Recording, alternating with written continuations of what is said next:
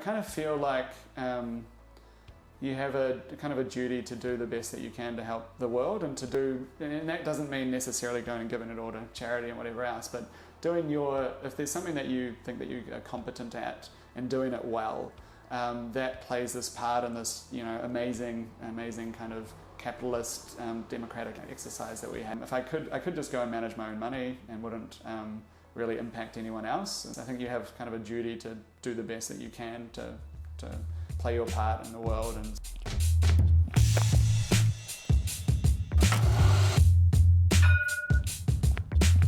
Hi, I'm Owen from Rask Australia. Thanks for tuning in to the Rask Network.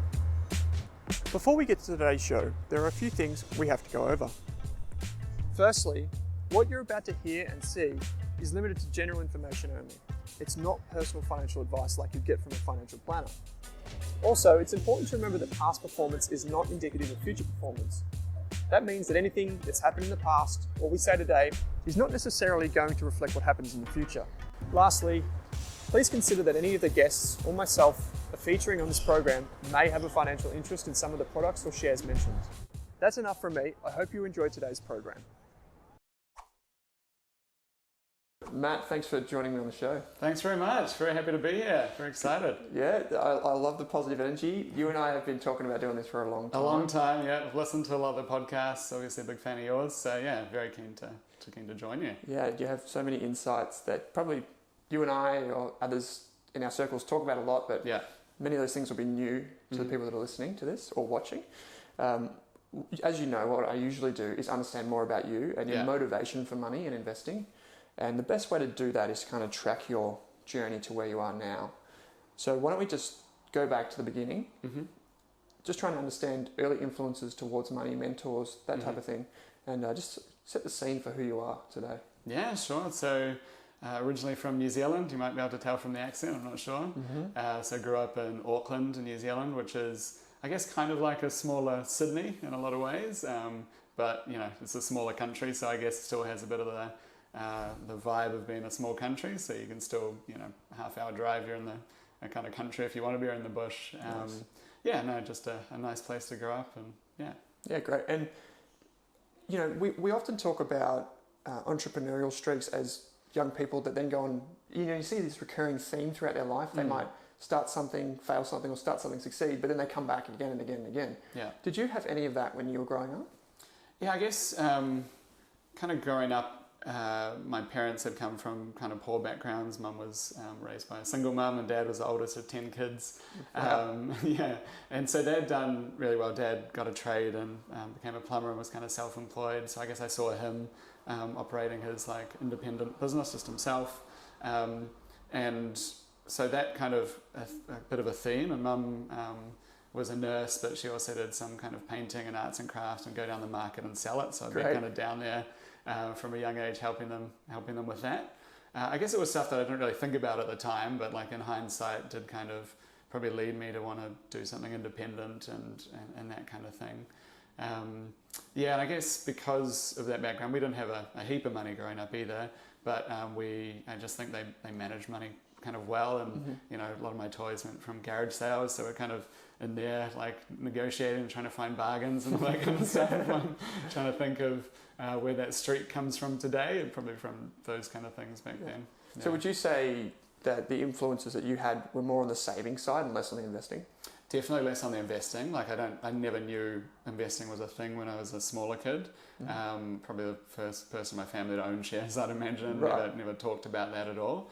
But definitely never went into consumer debt or anything in the family, and bought a house and paid it down, and so managing money, but more on the saving side. And I think for me, it's probably, I don't know if it's upbringing or just genetic that I kind of save. Yeah. I think when I was 6 or 7, there's still some note that I'd been writing at home where I was saving. My dad would let me have the change when he bought something at the store, and I was saving it all up, and I had I remember writing down I had $8 and I thought I could have $12 by Christmas to buy a box of chocolates for my parents or something.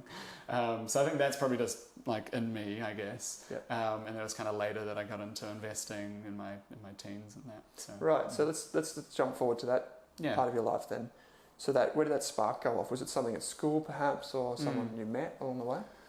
It's kind of interesting. I guess I was like very interested in the world as a surprisingly for a young person probably. So I remember even when I was 10, someone was asking me, like friends were asking me what shares were, and I was like, I think it's like you share in the business. I was kind of just interested, Great. but it was only, and I guess with kind of, I was probably more like socially interested. I saw a lot of kind of injustice, as I'd said. My parents kind of came from poorer backgrounds, and I guess the kind of melting pot of where I was living kind of saw both sides, and some people had a lot more than others, and just kind of how, someone raised in one family with, loving, supportive parents can have entirely different opportunity sets of what they know is possible. So I guess I was kind of like a bleeding heart as a young guy. And but as I kind of became a teenager, I started to not see, I originally was thinking I'd probably go into politics or something, but I started to not really see that as being that great of a solution. I guess kind of came to realize that I thought creating a business and what business can do to help people, and then you can choose to give that money to charity or start something else with it, was probably like a more direct path, if that makes sense. I remember there was a teacher, and it was like 13, and we could write an essay about anything we wanted, and mine was should third world debt be cancelled, which is kind of unusual. Most people weren't writing about that. And the teacher after came over and he drew 2 circles on a bit of paper, and the one circle inside the other. And so the smaller circle was your circle of influence, and then the bigger circle is your circle of concern about the world. And he was basically like, look, you have much bigger concerns than you have influence. And me being maybe a rebellious teenager, I kind of like took that as a challenge. Like if you could increase your influence through maybe business and investing, then you could affect more. And so you can kind of touch more of that area of concern. So I guess that was like the early points of starting to think differently about it.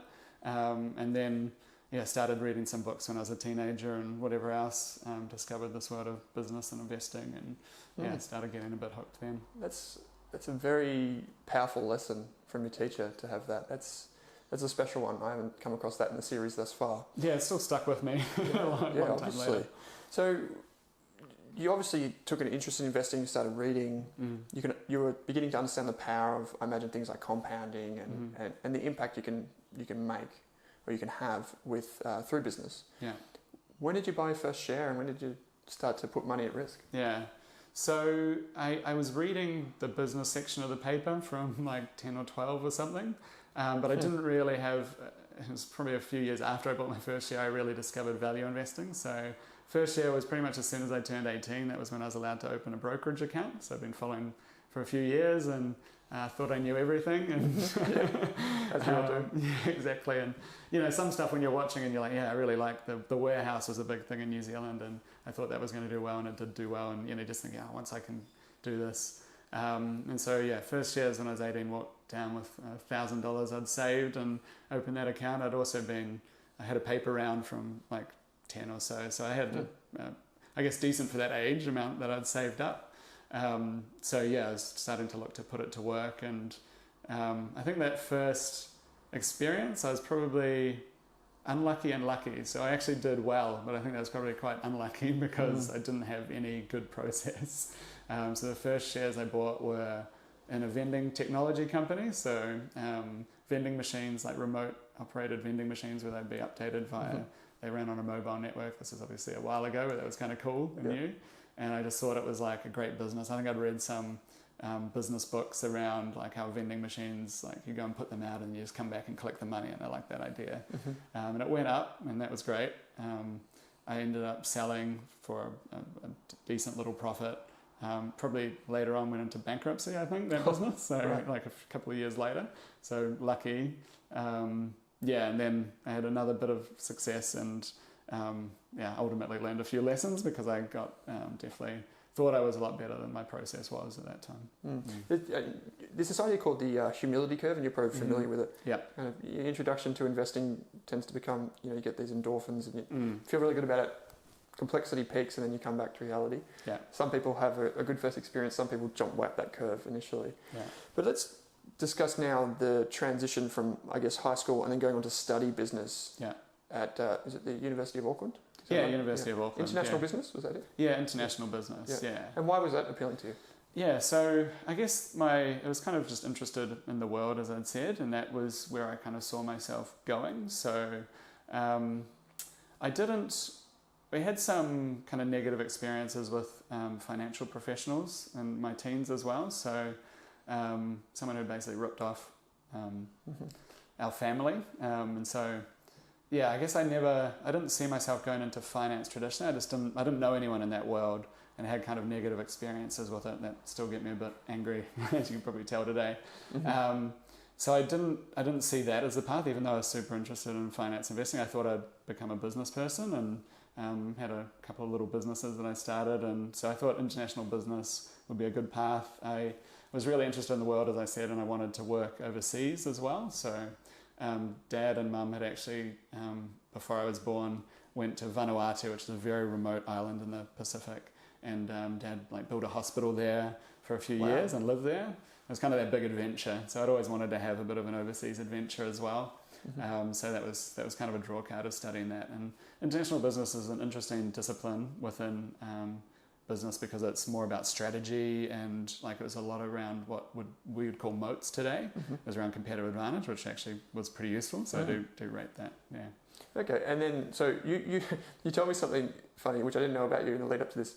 You did your honours, and you wanted to do one topic, but someone convinced you to do something else? Or? Yeah, exactly. So it was early 2008 when I was doing my honours year, and you have to choose your dissertation topic, which is like a mini kind of thesis, maybe 15,000 words, research to prepare you if you want to do a master's.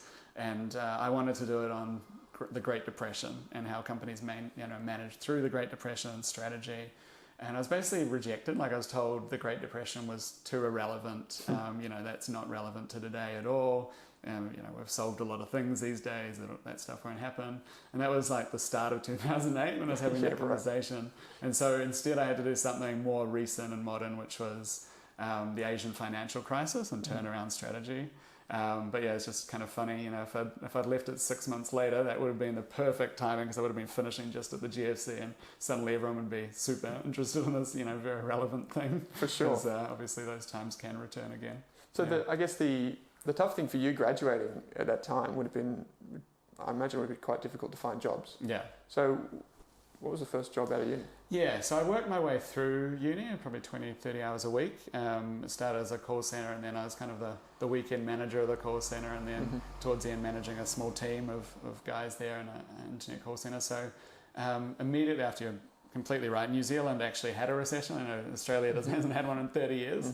New Zealand's had a couple, and it was tough. So I was able to keep that job and then expand it to full-time while I was looking for other kind of positions. I remember we put out an ad for a job for just an entry-level call center position, and we had 450 applicants in a day. Yeah, this is in March 2009. So it was definitely tough, and I'd looked at a couple of grad programs and hotels and other stuff, and they just disappeared. And this grad program that I ended up joining was something that I'd had as a goal for about a year, and thankfully it still existed. They just shrunk it a lot, so there's a lot less applicants than there used to be. Or a lot less positions than there used to be, but so it was a interesting time, kind of a baptism of fire, I guess, into the working world. Yeah. And so the job that you got at this graduate program, is it Maersk, is that correct? Yeah, Maersk Container Shipping Line. I used to say Maersk as well when I was talking to people. I guess I'd just seen it. I was interested in international business, and this was a company that had offices in 180 countries, 16,000 people, 30 billion revenue or something, and just touched every part of the international world. And they had a really good grad program, which they used to take a few hundred people, and globally when I applied for the recession it was 40. So it shrunk a lot. But it was a good opportunity for me to kind of have different experiences in business. You rotate through sales, kind of finance functions, etc. I guess I found my niche in finance in that world, and so that I joined them. And another bigger draw card is there was an opportunity to work as an expat for a couple of years after that. So I definitely wanted to work overseas, and so that's so where did you end up? So I ended up in Copenhagen, Denmark, which is the headquarters of this big global giant shipping company. And it yeah, a very interesting country, really great place. I was kind of keen for like somewhere more wild, like there's kind of Kenya or something. A lot of people go to Angola and all sorts, but I guess the advantage with going to Copenhagen is you get to be in this huge, center and see what, a 2,000 person office is like of this big global company. And not to mention, if you were looking to travel, it's a bit easier from Copenhagen than somewhere else, right? My partner at the time, who's now my wife, Dina, was certainly keen on Copenhagen. I think it's quite a very nice country as well. Little kind of socialist utopia. Yep.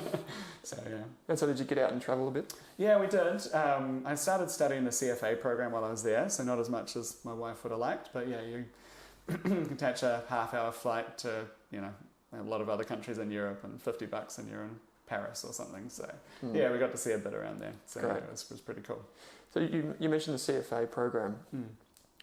People in the industry are familiar with it. People trying to get into the industry are familiar with the program. I think we've spoken on this series before about how difficult it is to complete the full 3 levels of the program.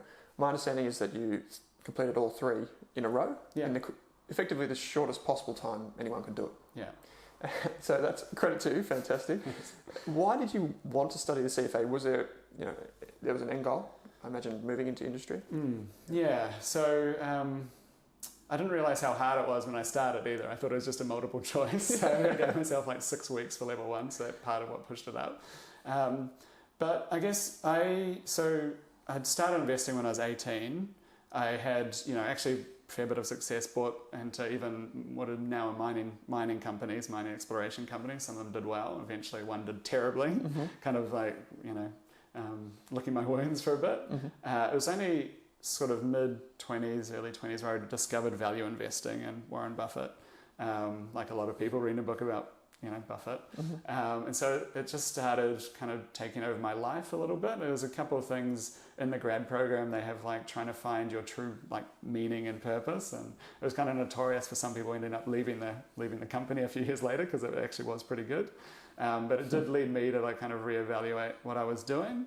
And so I started like an investment partnership with a friend in New Zealand, just putting in a few $100s a week each, and we were having a meeting each week and discussing things, trying to be as formal as possible.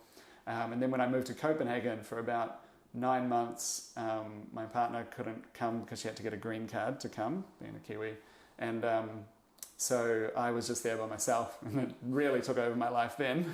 So especially in a Copenhagen winter where the sun sets at 3:30 in the afternoon. So yeah, that really really got obsessed with it.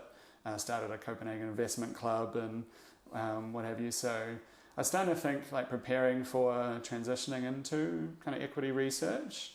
And then actually just when I started the program, my father passed away, and just kind of led me to, it kind of prompts like a reevaluation of what really drives you, and I just kind of decided to make the leap. I was definitely on like a very clear track with Maersk, where the path would be becoming a finance manager and then a CFO of a country, and if you keep going, maybe regional, it's quite a clear path. But it wasn't, although it was interesting and there was great people, it wasn't what really like motivated me to spend my nights and weekends on, and something else was. And so yeah, that's when I decided to start studying the CFA as part of that, and just prep for moving into a career, I guess, in equity research.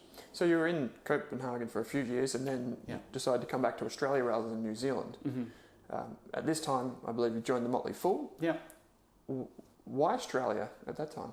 So yeah, I was living in Copenhagen. Copenhagen's amazing. It's very fun. My wife didn't want to leave, but she doesn't want to leave Australia now either, so that's good.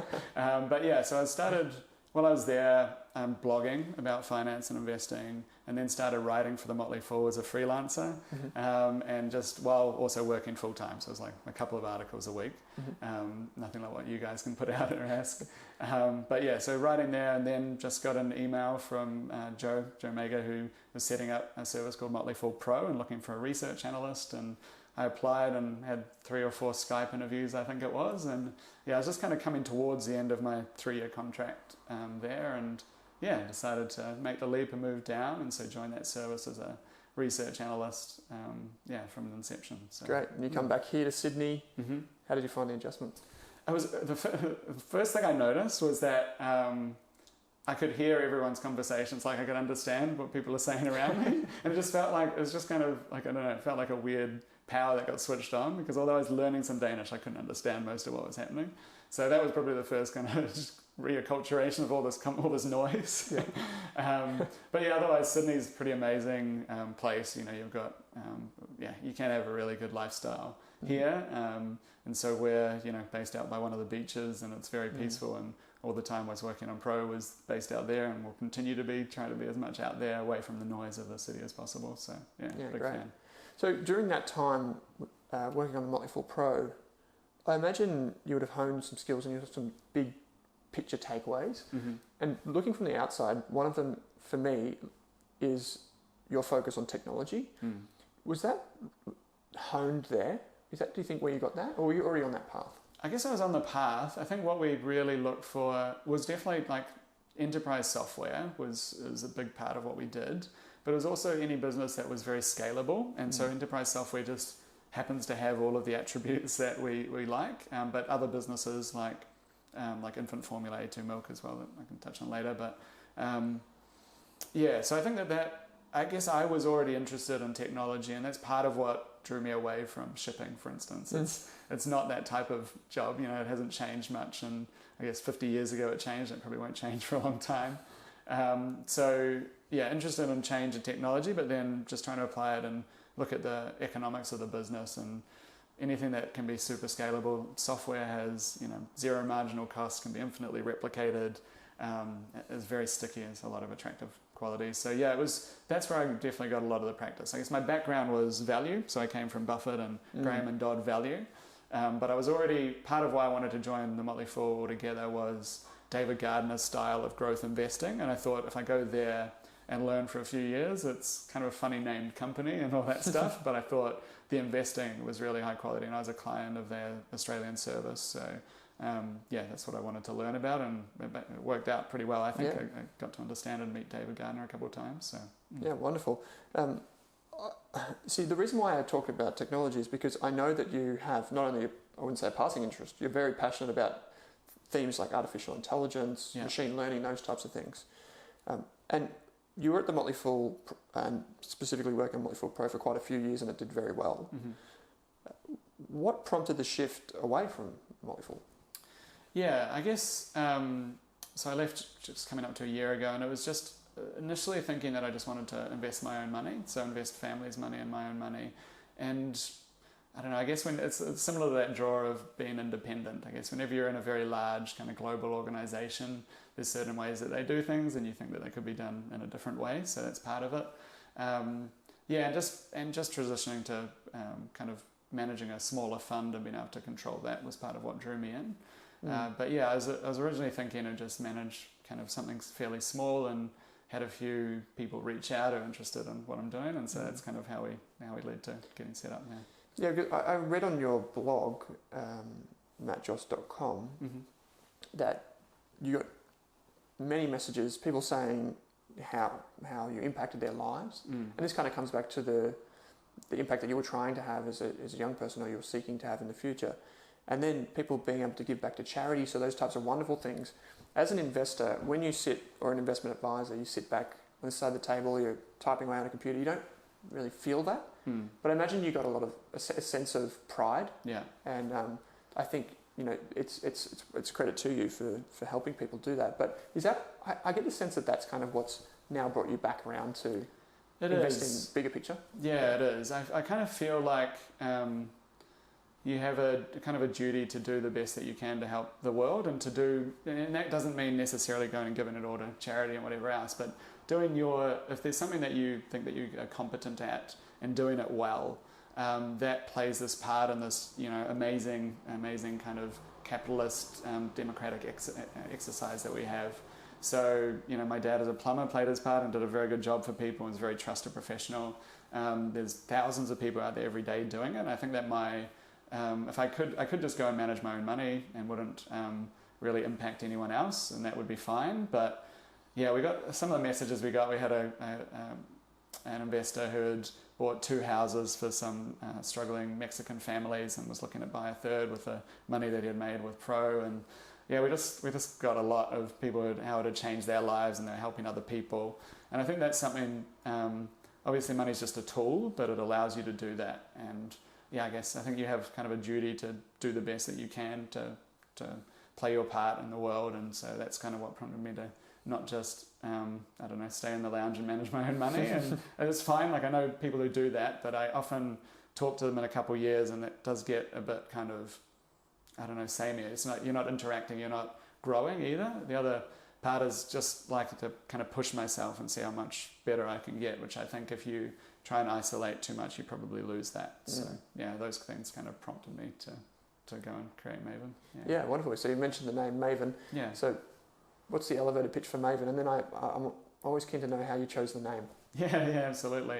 I'll start with the name. So Maven is a trusted expert that identifies a trend before others. So from Malcolm Gladwell's Tipping Point, he kind of popularized that view of it. And it's someone who's trusted and helps others understand the world. So they identify some trend in that book, The Tipping Point, and it kind of relates a lot to what I like to look for with inflection points. So some change, whether it's new technology or company, and that's sort of the primary reason is what I see our goal being. So working very hard to do that for our clients, and then helping them understand it, and then maybe helping the market understand. And kind of like a bigger purpose down the line is very passionate about education and equality of opportunity in that regard. So something that teaching and helping people is something that's really important to me. I've had a couple of people, younger people, reach out around like, can I mentor them? And my first question normally is just asking what they want to do with money once they become wealthy, because if they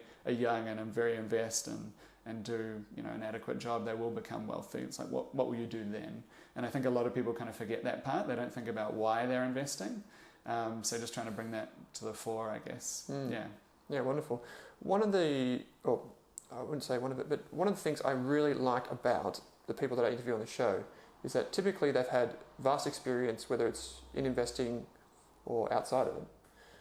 They come to it and from day one, they can design their own investment philosophy, or they can set the investment philosophy for their firm, their process, etc. You've identified 4 key pillars that you focus on at Maven, and I'm hoping we can step through them one by one. Why don't we start with the first one, which is this idea of catching monsters? Yeah. I know there's a blog post which we'll link to, but if you can just first define what a monster is and why that is your focus. Yeah, absolutely. So explain Maven. So we're a small cap focused fund. We're trying to identify these businesses that are still early in their growth period in Australia and New Zealand. And so the name Monsters is partly kind of a catchy name. Like I think it like tries to stand out from just saying, buying something that's good and growing, because it is trying to capture something a little different. Going back to, a few years back, I kind of did a study of what were some great businesses. So David Gardner in the US has an amazing track record of, I think his Amazon investment is up 400-fold, so a 400 bagger. That's probably actually outdated. It's probably like 1,000-fold now. And so I wanted to learn about that style, like not just buying something that was okay at a great price, at a big discount. Learn about those types of businesses. So I read books like 100 to 1 in the stock market, 100 baggers, The Gorilla Game, that I know that you're a big fan of as well. And so I was trying to identify what are the traits that make these few companies generate these huge returns. There's a stat that I really love, which is that 4% of companies are responsible for all of the share market's returns over a long period. So over their lives, only 4% generate all of the return, and the rest, basically, most of the rest lose money. Yeah. And so we're trying to identify those few. And when I say monsters, I guess a subset of those that aren't just lucky. So we're not just looking for mining speculators. We're not looking for a biotech breakthrough that couldn't be foreseen. We're looking for businesses that can kind of compound and reinvest and achieve those kind of very large returns if everything goes well. There's a lot to unpack there. Yeah. There's so many factors that you focus on. Yeah. In terms of, I guess, some of the common traits you mentioned there, one thing that comes out of the Gorilla Game, for example, is something about the architecture, understanding the company that kind of sets the standards for an industry. Yeah. Are there any qualitative tells rather than quantitative tells for you, or signals that kind of precede what you see in the financial statements a few years later, and we'll get through some inflection points in a moment. But is there anything over this time that you've put together and think that's a signal? Yeah, so I think by the time that it's showing up in the financials, it's already tends to be quite well recognised. So the first part is just understanding the business itself and what it does, which sounds obvious, but it's amazing to me how hard it is to understand what a business really does, and how few investors really understand what a business does. So I mean, a customer makes an order, what happens next? Who do they talk to? How long does that take? How long does that process take? Who's involved? What are the costs involved? And so that brings you through to unit economics of that product. That's something that we try to, focus on a lot. And so that isn't showing up in the financials yet. I guess it is kind of numerical in a way, but it's much more qualitative in who has the levers in that supply chain. Big point that we focus on is competitive advantage, but that it's not just high return on capital now. It's like who can have the ability to capture that via a lot of other things like sticky customers, maybe suppliers that aren't able to hold you to ransom. Just understanding who has the power in the industry. We like to talk to a lot of management teams before we buy and talk to their competitors and suppliers, etc. And you just get a feel for who has the control and power in the industry. And as you said, gorillas are a great example. They're companies that can actually even set the standard. Unfortunately, they've become a bit rarer because people cottoned on to Microsoft controlling the standards, but they are still out there. And other companies can do it in a less direct way. Like Coca-Cola sets the standards for distribution because if they want their fridge to be a certain size, they can kind of demand it or whatever else. So they still have their own ways of doing it, but not as explicitly. What you touched on management there, and the second key pillar for you is deep research. And I think when you hear a pitch from a management team, it's very hard to decipher in advance, effectively, you've got this strategy, you've got this plan, but how do I know that's going to lead to those unit economics? Yeah. So you've told me before, and I think you've written about this, is that you always meet with management, or you always at least try to get out there and contact them, you do channel checks, you get boots on the ground. Is there any, again, I'm going to ask for very simple signals or tells. When you're speaking to management, is there something that you always ask them kind of like as a roundabout way to see, is this person genuinely looking for those unit economics like I am? Yeah, there's a few. We try to ask our questions, we try to invert the question often. So management will often follow what your lead is if they're trying to just please you and say anything. So if we want to ask something, we'll try to ask the opposite. So like if we think it'd be a terrible idea for them to expand internationally because they're just trying to grow their enterprise, they try to grow their number of staff reporting to them rather than create value, we might ask them, shouldn't you expand and do this other thing, and what would that do? And then you can see if they say the opposite, like, no, that would be a terrible idea. So it's really about understanding the business. One question I like to ask at the start, which is very simple, is just what do you see as your role of CEO being? Like, what is your job? And it's surprising how few have really thought about that in a clear way. And I remember one time we had a company say the job was to kind of promote the business or promote the stock or something. I was just like, wow, this is going to be, how early can I make this call finish?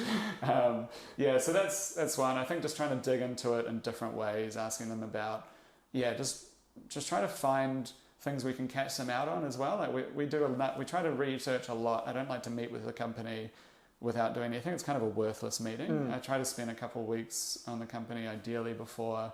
We've studied a lot, and it's like the last few questions, maybe we want to understand the business, but also we can then sanity check what they're saying live and kind of maybe hopefully lead them away and see if they come back to what we think would be good. Yeah. Right.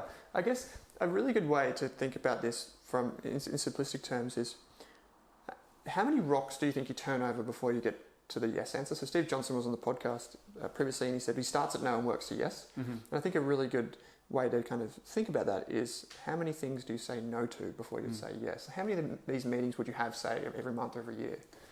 Yeah, I guess technically we say no to everything because we literally go through A to Z the entire stock market. So just finished up a round of that. So it's about 2,200 companies in Australia and another 150 odd in New Zealand. So just looking at each one by one takes a while, and identifying, is it kind of having that potential to be something we want to talk to? So this time around we found around 6% of companies are in our like hunting ground, another maybe 8% kind of what we'd watch as a potential, and there's a lot of terrible companies. There's a lot. So saying no to a heap there, so that already cuts us down to like 90% are gone before we're even meeting with management. And then meeting with management, I'd probably be another like 90-10 thing again, maybe more, I guess. There's also other meetings which might lead tangentially. So we might meet with a competitor to understand this company, actually we like that competitor, or we understand there's a supplier, so we go there. But yeah, I guess if we do that a couple of times, it gets us to the top kind of 1% in the market, and that's what we're trying to find basically, is the top 1% of companies as a rough rule of thumb. So yeah, getting down to that 15 to 30 in the market, and yeah. Right, okay. And that enables you to do efficiently manage your time and effort, right? Yeah. So what you mentioned the idea of this hunting ground. Yeah. You said maybe it's 6%, maybe it's less. Why? I feel like I've heard you say before, throughout the value chain of a business, so you look at the suppliers, distributors, everything, typically it tends to be software. I'm calling this out, but as you gave before example with A2, it's not in that realm. But why is it the software is within that hunting ground? Yeah. So there's a great study called Measuring the Moat, which I talk about a fair bit, but it looks at the airline industry and kind of charts where's the capital being invested in that industry and who made sort of surplus returns, excess returns on capital. And you see almost all the capital went into the airlines, about half, and then the airports, and they generated negative returns, so destroyed shareholder value. I know we've talked about this a bit, but then you have these few businesses that capture that value. And software, computer reservation systems in the airline industry is one example. And I think part of the reason software does is it has those economics of incredible scalability coupled with stickiness. So those are two interesting things, those two together. It's a production side advantage and a demand side advantage. So the production side is it costs nothing once you've built software to replicate it again. Sometimes for different customers you might make it slightly different, but particularly if you're doing cloud software, it's literally one platform. And so that side's really attractive. And then you couple that with demand, so very sticky. Once people have trained and learned how to use a product, they don't want to go and use something else because they have to retrain the whole organization. The businesses tend to be kind of price insensitive to incremental increases each year if the company chooses to do that, or ideally can add on other related products. It's very easy to spin up another related product that they might need. They already have that distribution relationship in that case. And that marriage of being able to produce, I mean, just imagine if a car company could produce 10 million cars at zero cost. It's hard to get our brains wrapped around how different that is, because it's not like the way the physical world works. And I still think we're not really capturing it enough. There's a lot more focus now on intangible assets, and that's basically what we're getting at, is these businesses people don't recognize how valuable those intangible assets, that IP is, because you can combine sticky customer with being able to replicate and scale at no cost, and that together can create this kind of flywheel effect as you're able to grow demand, invest that in even more scale, and just keep going. So that's why they tend to. I think that's a big part of it. They have a moat, they have a barrier that stops other people competing. Ultimately, anyone who earns surplus returns has some barrier that stops other people competing with them, and then they can combine that with really good supply side stuff. So that's you just neatly packaged that for us there. I can't think of any other industry that has similar characteristics. I mean, we talked about software a lot. Is there any other way, I guess, people from the outside thinking, I don't know much about software, I don't know much about technology. Do you see this in other industries? I guess media is another big one. So again, though, it's just tracking, it's an intangible asset. So if you create, like Disney would be a business that is able to do a lot of that. Obviously they have some theme parks, but the rest of it it's not software, but it's an intangible asset that can be infinitely scaled. A2 Milk as well, is they weren't doing the hard work, it's kind of a brand. So brands is another example. Coca-Cola owns the brand Coca-Cola. They don't typically do the bottling in almost any country. So someone else does all that hard work, and then they just license, a recipe for the syrup and produce the syrup. So that's a way of turning what could be a very heavy, hard process that doesn't scale into something with incredibly attractive economics. So that's definitely an area we focus on. We're trying to obviously people have kind of woken up in Australia to what software is, software as a service particularly. I still think there's pockets where it's quite attractive, but it's definitely something I'm thinking about. What other businesses can those economics apply to? And then, trying to identify them before other people have caught on. But anything that can be scaled very quickly and at low cost is interesting. So one thing we talk about effectively quality, people trying to identify modes. I think we go back to Charlie Munger trying to instill upon Warren Buffett the idea of intangible assets and finding these wonderful businesses. But the part where people, I think, get it wrong is when it comes to the valuation. And they think that wags the dog, effectively, but that's kind of like the end point, but it's so crucial in the process. So how do you, first of all, I guess, how do you value these opportunities? Yeah. And what unique insights do you bring to modelling and understanding these businesses?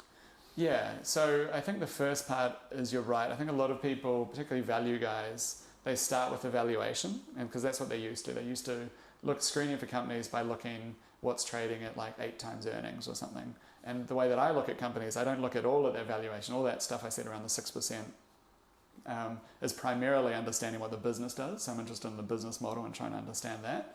And then we dig into that deeper. So that obviously that first screen, we can only do so much.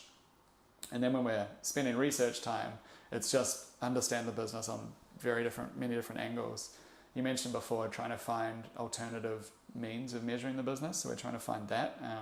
Sometimes there's some publicly available information we can find through just hard work or through being clever about different things for different businesses to track how they're performing in between when they're reporting financials. So if we can find that, that's ideal. And then all of it just comes together in the valuation. So I do a discounted cash flow forecast, but I don't think people should get too hung up on the discounted part. Like, it's more, do you understand the business so that you could kind of write down what its financials would be and how it would, respond to growth. And then we're just trying to model it out. And one other thing that I think we focus on is we're not afraid of forecasting. So forecasting has a very negative reputation because there's so many bad forecasts and pundits that just, throw out numbers. But I think forecasting and prediction is actually, it's kind of like the root of what is to be human. Like, we're really prediction machines. Everything we do, when I'm talking to you, I'm saying something, predicting how I think you'll understand it. Everything we do, if you think about intelligence, comes back to that. There's a really good book, Super Forecasting, that I love, which tracked, it came from the original author, Philip Tetlock, who wrote a study in the 90s, Expert Political Judgment, which found most forecasters weren't any better than like a dart-throwing monkey. But he also found that a few were very good. So most are terrible. But when he did a more updated study with intelligence analysts in the CIA, about 2% were actually much better than any other model they had. So this is predicting things like who would be the next president of this area, or what would economic growth be. And he found that there were certain traits that those people had. And so we try and model those traits, I guess. If we think that's kind of like a foundational book that Trav has read already, our research analyst, which is good, but anyone joining Maven will be reading that book along with a couple of others. And it's just viewing the world, coming with like a base rate approach. So when you consider something, think about what does the data look like for the whole set of opportunities. So if you think this company is going to grow 40% next year and will sustain that, what percent of companies actually do that? Are we talking 0.5% of companies that can achieve that? And then maybe it is, and maybe it is one of those, but then it just sets the standards. There's a lot of other things I won't get into more now. I'll probably speak for half an hour, but it's taking an independent view and being willing to kind of improve your forecasting process and track it, and use a few techniques that they talk about in that book to become better. And I don't think you should shy away from it too much if you're investing in growing businesses, because if you're not forecasting them, I don't know what you're doing really. Like, you're kind of at the whim of the market to price them correctly. It's very hard to have an independent valuation without some idea of what you think they'll do, and recognizing that there's sensitivities and ranges of outcomes there. How about your next pillar, which is ownership mindset? And I imagine this takes kind of you take two different views on this. Yeah. So maybe I'll just let you explain why that's a pillar, one of the 4 key pillars, if you like. Yeah, so ownership mindset is, it's really core to what we do, I guess. I think it's aligning your interests with the company and with the company's clients as well. And just the more that there's that alignment, it kind of allows everything to work efficiently and effectively. We step back to like, why are we investing at all? And I know I've talked to you about this before, but I think all investing is sacrificing something today for the future, and you're trying to align your portfolio with this incredible engine of human progress that's lifted, billions of people out of poverty over the last couple hundred years. And so when we invest, we're trying to align ourselves with that with businesses. We want management teams that are aligned with that, so they're trying to create value for their customers, which will ultimately be rewarded for their shareholders. So ownership mindset comes down to us personally having a majority of our personal wealth invested in the fund, both myself and Trav and anyone else who works for us. It means that our clients aren't trying to buy stock prices. It's hard to underestimate how much stock price thinking infects even very smart people, because it's just all you're bombarded with. We're not doing that. We're buying businesses. And so the ownership mindset also means thinking about it like you own 20 to 30 businesses. And I think if you thought about it that way, you'd be a lot less concerned with swings of market sentiment. And it means our management teams, we love founder-led businesses because they tend to have that. Or sometimes a manager can act like an owner if they weren't the original founder, but they kind of act like it now, and hopefully they're investing their personal money, have a lot of their wealth at stake. Just aligns interests. A lot of the problems with the finance industry that I touched on before that I think lead to Australia is when people don't have that. It can lead to really terrible outcomes. And I think people in the industry don't appreciate how that affects real people's lives. So, So one thing you mentioned there is that you prefer founders, but you can have, in effect, owner-operators. So people that buy into the business and have skin in the game. When you think about CEOs or managers like that, are you primarily thinking skin in the game, long-term interests, or do you think there's something in the way they speak, the way they act, and the way they make decisions as well? Yeah, it's definitely both. Like if they were just speaking and acting and they didn't own anything, I'd probably be a bit suspect. But if they just own something and weren't, people can get it through different means and options.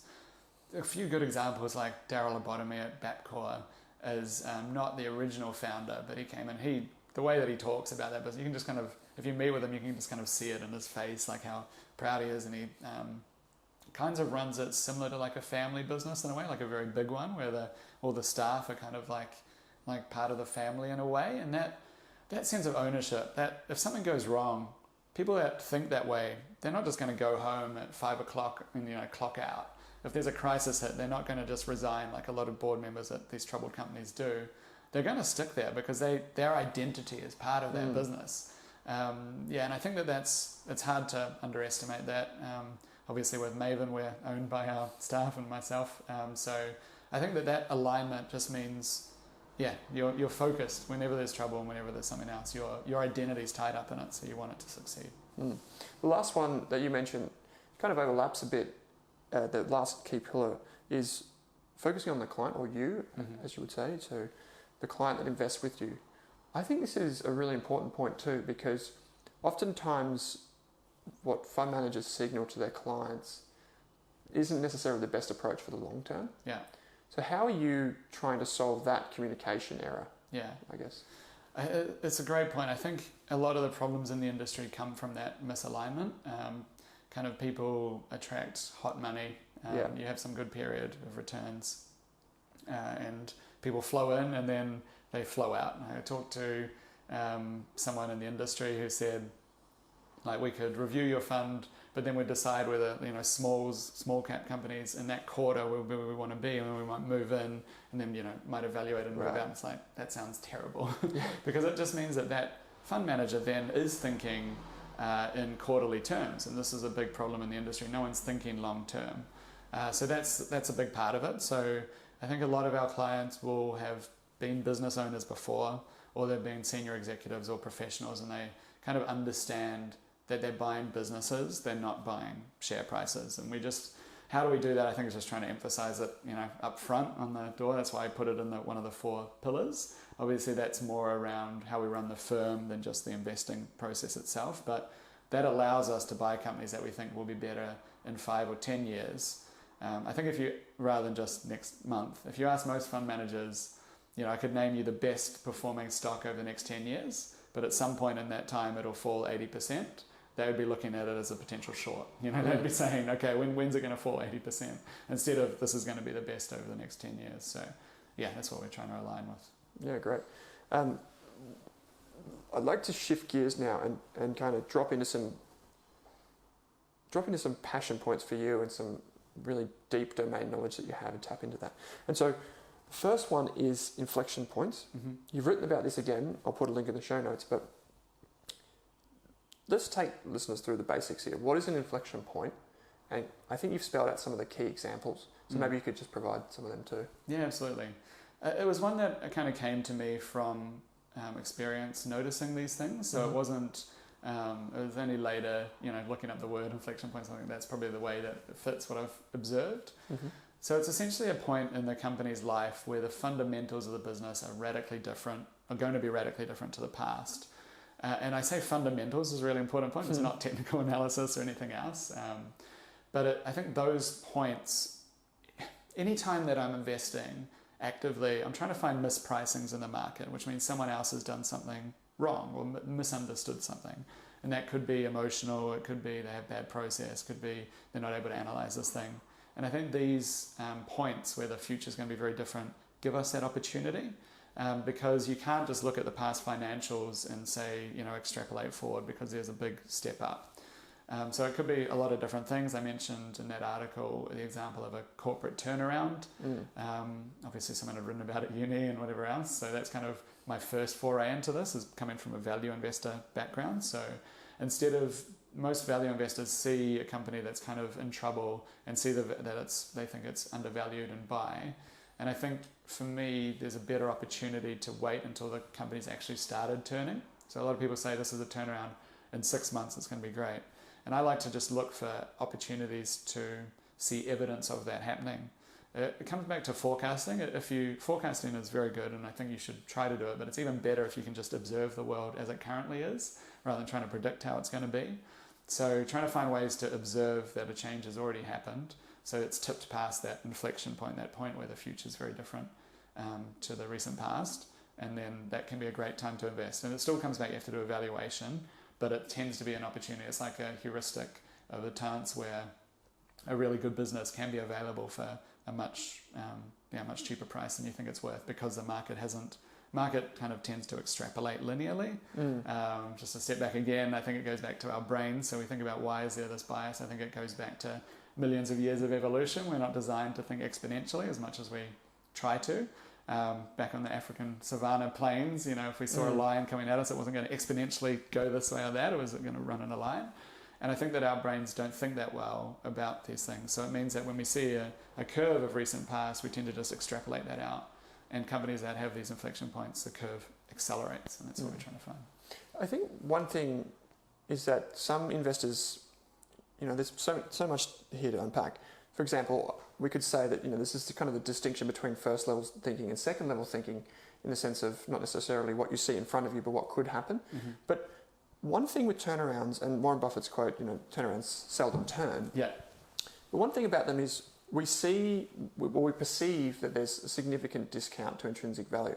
And by waiting for the fundamentals to confirm what we believe, do we miss out on some of the upside opportunity? Mm-hmm. Is that a fair criticism, or would you say that's okay? I'd say it's very fair, and I tried to call that out. Like, that's part of the point of the strategy. I'd say though, it's not waiting until the financials the company is reporting if you can, because there's ways to identify basically by doing that deeper research that the turn's already happened before it's very obvious in the financials. If you have to wait 6 months to a year, then you're probably too late. Mm-hmm. I kind of likened it to a party, and you could show up 5 minutes early or 10 minutes early for the party, and you kind of make an awkward chit chat with the host who wonder why you're there, or you can show up sort of 15 minutes late and you do miss a little bit, but maybe the party's in full swing and people have had a couple of drinks. So we're trying to show up then. Turnarounds isn't a big part of what we do either. It'd be probably the least by far of what we're looking for, of the different types of inflection points that I think there are. But I think that's a fair trade-off, and I think people should recognize that you do give up some of the potential upside, but I think it's a lower risk way of investing in these higher growth opportunities, is waiting until there's traction. So Another good example is just an IPO. A lot of companies list, and some of them have no revenue, which is like astounding to me that this is possible. And so people will invest and say, oh, it's speculative, but it could be huge. And it's like, yeah, but if you just wait until they actually have customers and some kind of process, you'll miss out some of the upside, but you miss out on so many disasters as well. So that's what we're trying to strip out. Yeah, absolutely. One of the things that you touched on earlier, kind of brushed over, was this idea of what we know as mosaic theory. So we'll now have inside information, but we can build a picture of what the company is doing from the information we have publicly available. Yeah. And you said you kind of have to get creative. Yeah. I'm wondering if there's any examples that you can draw on where you've used a really novel approach. So maybe you've gone to a review website, you've got an app store downloads, little things like that that people don't really think of when they're just looking at analysing an annual report, how you can piece that picture together and find those inflection points. Yeah, so you're absolutely right. There is a lot of publicly available information that just can be viewed in a different light. So yeah, a few examples. PushPay would probably be a good example when we're first investing in that. They provide an app for churches to make donations, as you know very well. And there was a time where you could go to the App Store and every church had their own app, basically powered by PushPay. And so I could go there and just basically scroll through each page and see that there were 4,220 apps this month, and then next month there's 4,280, and then they might have a big jump. So you could track that business in live, real time, basically on a very easily accessible piece of public information. Another piece, and so I guess after CFA I'd started studying programming in my spare time as like another skill. So I think there's a lot you can do with kind of scraping the web and publicly available data. And so I'm trying to build some stuff with that as well. Another one was A2 milk and infant formula, just going to the supermarkets, checking first, are they in stock or out of stock, and just doing that in different points over time and tracking it. Another was looking at the expiry dates on the tins, and then you could determine essentially when they were produced and how quickly they're turning over stock. And if they're turning over very quickly, that could be a good sign that they got good momentum. I think the more you can build those things, it just adds conviction. So when we're trying to hold these companies that have these potential to be large returns, a lot of them don't work out as well. So we need to know when to sell. And the share market in the meantime throws all this stuff at you. It gets very freaked out. And so you need to have a good handle on your thesis, a good bit of conviction. And I think if you can find an alternative metric that's publicly available to track about a business in between reporting periods, it can give you that confidence to hold when the shares sell off 20-30% for no reason, or it could give you the idea to buy more if you think it's a really attractive point. So yeah, those are a couple of examples. Anything we can find that's out there, I guess that's public, we try to track. I heard or I learned about a really good analogy for this, which is, imagine you have a colouring the dots. So you follow colour one is blue, and then you go to this number, you colour again, and it creates a picture, right, as you draw. And effectively investing research is the idea of connecting the dots quicker and realising what the picture is before anyone else. And these little things enable you to move through those dots quicker, and then that's what it is. And you can get to that quicker. And if other people misinterpret what the picture is, you can act with conviction and buy more, potentially. I think that's spot on. It's actually why I think small investment teams can beat big investment teams, because you basically, one of the wonders of the human brain, why it's better than any algorithms at the moment, is it can integrate information that's completely disparate in a way that no other system we have can. So you might have a system that's very good at recognizing, a cat's face or something, but it can't understand language, it can't understand whatever else. But we can do that. And so the more heads that you have that information in, the more like communication that needs to happen to transfer that. So if you can consolidate that, like Warren, right? It was just him, Warren and Charlie, Warren Buffett and Charlie Munger. I think there's an advantage that can be had, provided that you're turning over a lot of rocks and filling your brain with enough stuff, that you can kind of spot those things that seem disconnected. A2 Milk's another great example where it was a publicly released bit of information in the newspaper around pharmacy scan data, which showed it like going, rocketing basically. Bellamy's was still well ahead at that stage, but the turning point was extremely rapid. And it coupled with other information, like it only worked because I understood Bellamy's and other stuff, but those are the points where that was in the newspaper. Like how much more public can you get than that? So I still think there's stuff out there. I think that's such a great analogy of how to think about it. It's something that wouldn't make sense to anyone else, but complete with everything else it does. I'm going to talk about it now because you've touched on it, and this idea with, I guess, thinking more efficiently and compounding knowledge. Yeah. You put out a tweet quite a while ago, again I'll link to it, and you talked about this termless process that I'd never even really thought about, which is something called myelination. And we talked off air about this. Yeah. But perhaps you can explain that process and why it's important to you. And maybe I should backtrack with this a little bit and just say that an underpinning theme throughout this entire series has been successful investors are curious. They're lifelong learners. And I guess the pursuit of that is sometimes harder than it seems. Yeah. But you've brought this idea to my attention. I think it's well worth sharing. Yeah, absolutely. Curiosity it should be a big driver, and that motivates you to learn all these different things. So yeah, myelination, I guess I was first exposed to it from a book called The Talent Code, which I think the byline is greatness isn't born, it's made, here's how. And the idea was there's been a lot of studies around the way that a brain forms, and you get these different, these neural net, these connections, these synapses, and those start to be pruned when you're quite young. So when you're very young, you're incredibly fluent, you can learn languages easily, etc. And then they start falling away to the point where by the time you're 18, they're largely set, they're not entirely, but it's very hard to make new connections.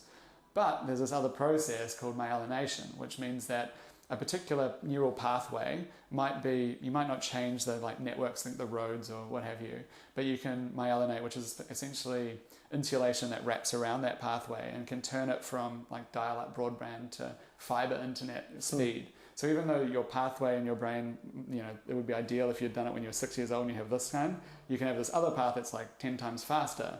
And so that process lasts well into adulthood, and even when you're 50, you're still making myelin, and that can allow you to learn new things in a way that I don't think had been appreciated. So the brain's a lot more kind of plastic than we've appreciated before, and that's how I think about skill. There's a certain type of practice you have to do for that. It doesn't just come automatically from experience. You have to really force yourself to learn and put yourself kind of on the edge of your knowledge, and it's not comfortable to do that. It's very hard to sustain, but it kind of flows through to this idea of 10,000 hours, etc.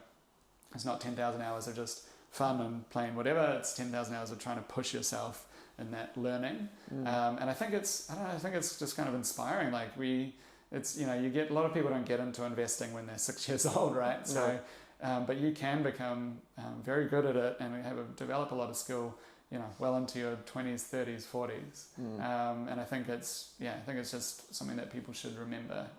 It's a very interesting thing. Instead of just going A to B, that's what we can forge when we're young. Maybe we can go A to somewhere in between and then to B, but that we can make that pathway quicker than might otherwise be the case. I guess for you now, because you've thought a lot about this, how do you go about making that thought process more efficient? And what day to day, is there anything you do that people can take away from this podcast and think, maybe I can do that too? It's a great question. It's something we're trying to think about a lot, and how we design things. I think the investment industry is really weird in that it's an intense skill that people practice at a high level, or that people do at a high level but never practice.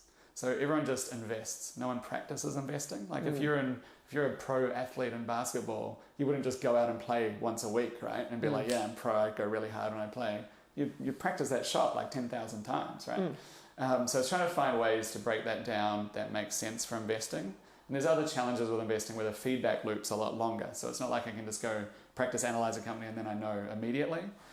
So we're trying to build some ways to do that. One is just doing things that are kind of on the edge of understanding, so building that network. I think when we do that, go through the 2,000 companies, we try to do it there. So for companies that we're interested in, I've tried to do a probabilistic forecast. What do I think the probability is that it'll be in the top half of performing companies or bottom?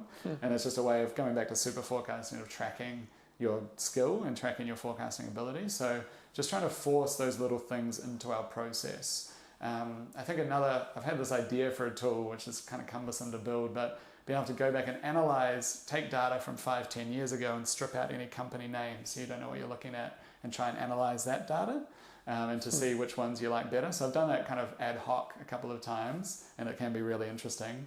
Trying to scale that up into what we do regularly. We have other kind of processes of monitoring any price sensitive announcements and stuff like that. So looking at new ideas regularly, I think, not just doing your research on one company, like trying to find ways to speed that up, that process. Yeah. This brings me to an interesting point, because you talked about programming earlier on. Yeah. You talked about we're talking about knowledge accumulation and compounding. Two questions. First one's an easy one. Did you actually create an app which tracks people on Twitter to correct them if they spell Warren Buffett incorrectly? Yeah. So instead of having one T, it corrected them to say it's two T's? Yeah, correct. Yeah, so that was one of my first programming projects, you could say. So I think it said, it was from Buffett Tron, and they got a reply saying, maximum 1 plate per customer, Warren Buffet. Right. So Twitter shut it down within about 24 hours because you can't have that. And then, anyway, so I decided to pause it there. Right. But then you created this other app. So you used to message me and say, have you read this market sensitive update? It's just come through on the ASX about a company that I know you own. And I used to think, geez, I didn't even see this announcement until you mentioned it. Yeah. But then you went and created an app that effectively allowed you to read every market-sensitive announcement on the ASX, effectively as they drop, I imagine. Yeah. So that's exactly right. And trying to pull it down and then filter it for industries that we're interested in, and for only the price-sensitive announcements, as you say. Because if you just try and read every announcement, every price-sensitive is already quite a flood of information. So that's correct. I think it's like a way to stay very live with the pulse of what's happening and focusing on those announcements. You still see a lot of trash, but you do pick up a bit of signal there, and you can identify them. Like, obviously we're not traders, so it doesn't need to be that day, but I think that can be a great opportunity to find something. You start building your own patterns around that's a pretty big upgrade or something like that, and start digging into it. So I guess that comes back to the compounding. Like, you're just getting information. So if that's an algorithm, you just get the information. That's as simple as it is. And the more you learn, the more you put into your machine learning process in your own brain, and you get smarter over time. We talked a bit before about these super intellectuals that can read 100 pages, 150 pages an hour, retain most of it, etc. How much of your time is spent just reading, would you say? A lot, yeah. So I try to, Buffett's thing was the quotes misattributed 500 pages a day of, A4 text, and he actually said a week. So I don't know where I'd fall in that kind of mix between the two, but it's mostly all reading, I guess. So during the day, I'm reading financials and updates. When you try and keep up with all those announcements, there's a lot. And so that's why I also don't want to sit in the city. I think it's interesting managing the portfolio before. We just kind of were left to our own devices, which was actually very good. We'd line up company meetings when we want to. Launching a fund, I've got a lot of people emailing me trying to pitch me things, and I just need to find a way to filter most of those out, because it is really that. It's like to invest and have something different, you have to form an independent view of the world, right? So you need to be reading and getting different ideas, and maybe I'll read a book about something and that sparks a thought, or I get really into machine learning and AI, and then I'm try and trawl through everything on the ASX that does that, and then who will win and whatever else. So I think you just don't know where it's going to show up. It's following that curiosity, and then it just can pay off in unexpected ways later on. So a lot, I hope. So one of the things that we talk about a little bit, nowhere near as much as probably what we should on the show, is about selling. And I know you've done a lot of work on this intellectually, but also within your process.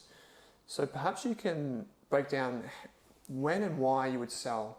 I guess there's many different reasons, but I guess the key tenets of that process. It's really amazing, because it's just something that doesn't get talked about. All the focus is on buying, right? When you're at an event, someone asks, what's the tip for me to buy? Or the pitch is what we bought this time, etc. But selling is, half the game at least. And position size management is arguably bigger and more important than owning particular stocks if you have them in certain weightings. So selling to us, we have that deep research to have this idea of this thesis that why we want to own the stock.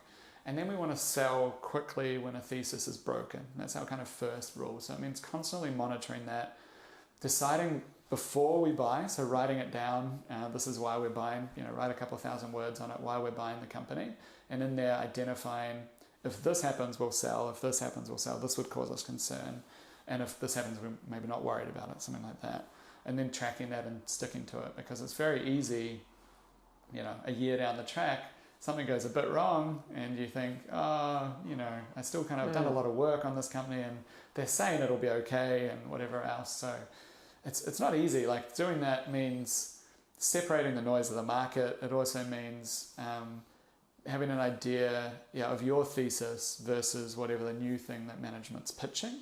And just being willing to sell quickly when a thesis is broken. And I think another kind of rule of thumb that I used was sell if you would not be buying today. So anytime you open your portfolio, you have a certain weighting of positions. That should be the optimal for what you think you own, like you should own. If you own 5% of Altium or wherever it is, you should want to have that. You shouldn't, if you were starting today from scratch, you should want to put that much in.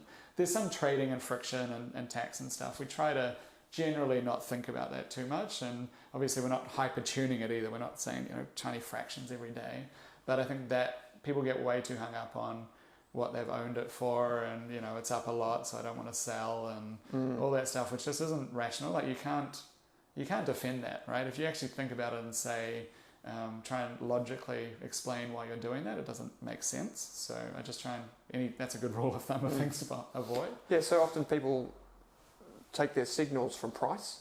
That's the best way of summing it up, I think, taking signals from price instead taking them from fundamentals. So and I think you talked there about almost you're inverting the logic. So you're saying in advance, why would I sell? When you write your thesis down, you list the reasons why you would sell. So if they happen, then you know that was a signal for you to sell, right? Yeah.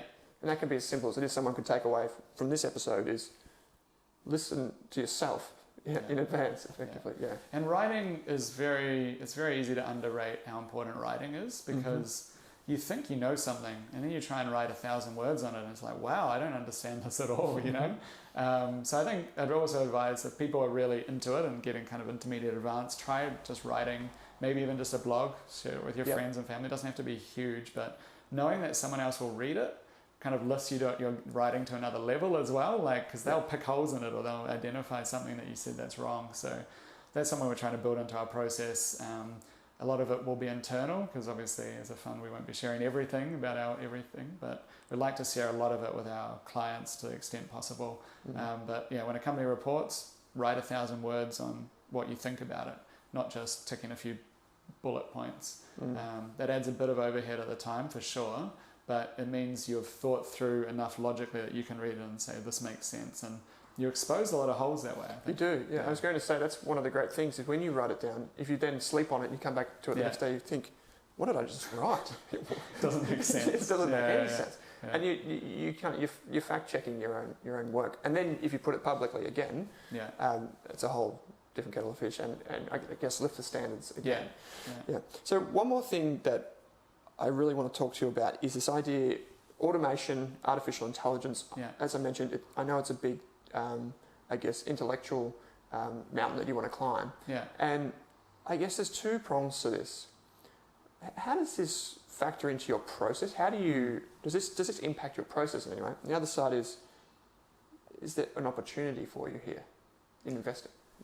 So I think AI will be one of the biggest changes to humanity, basically.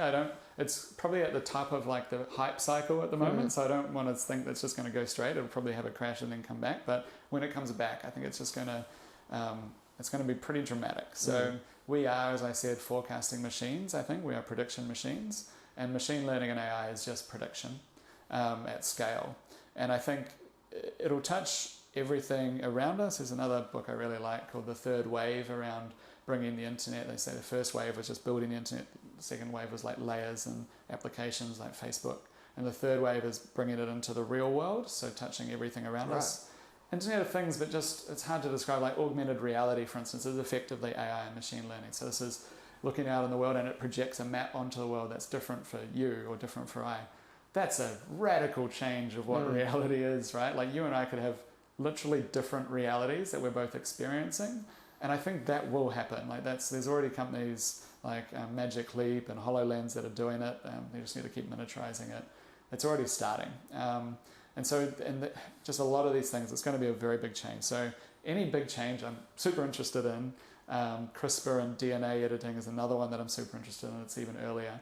But so trying to understand them first, and trying to like understand them when they're still early, because it takes a couple of years for me to get up to speed enough to talk with any authority, not that I'm an authority in any means, but to know the right questions to ask. For instance, every company on the ASX right now wants to say it's an AI company, and then I can ask better questions because I've tried to research it than other people, hopefully. And sometimes the CEOs don't know what they're talking about. I can find that out pretty quickly.